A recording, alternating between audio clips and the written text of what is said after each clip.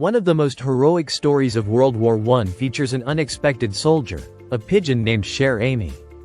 This little bird risked it all to deliver a critical message that saved nearly 200 lives. Fast forward to today, and battlefield communication looks very different. Instead of pigeons, we rely on high-tech drones. But how do these two compare? Let's take a look at how Cher Ami's legacy connects to modern military technology. Cher Ami's story, heroism in simplicity. In 1918, Cher Ami was no ordinary pigeon. Trained by the U.S. Army Signal Corps, Cher Ami was part of an elite group of homing pigeons used to carry messages when radio communication was unreliable.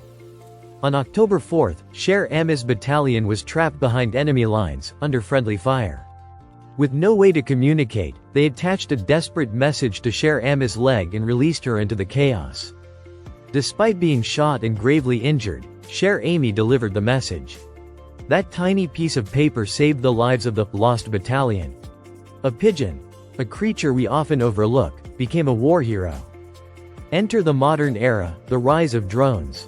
Today, the battlefield is dominated by cutting-edge technology, with drones taking the lead in communication, surveillance, and even combat. Unlike Cher Ami, drones don't rely on instinct or survival skills. They rely on human operators and sophisticated algorithms. Drones like this can fly miles beyond the battlefield, capture live video, and relay information instantly. With advanced sensors and GPS, they've redefined what's possible in military operations. Let's compare Cher Ami and modern drones. Speed. Cher Ami could fly up to 50 miles per hour, but today's drones can hit speeds of over 100 miles per hour. Range. Pigeons have an instinctive homing range of about 600 miles. Drones? They can operate globally with satellite support. Survivability. Cher Ami was shot and injured but still managed to complete her mission. Modern drones can be remotely piloted, meaning no human or animal lives are at risk.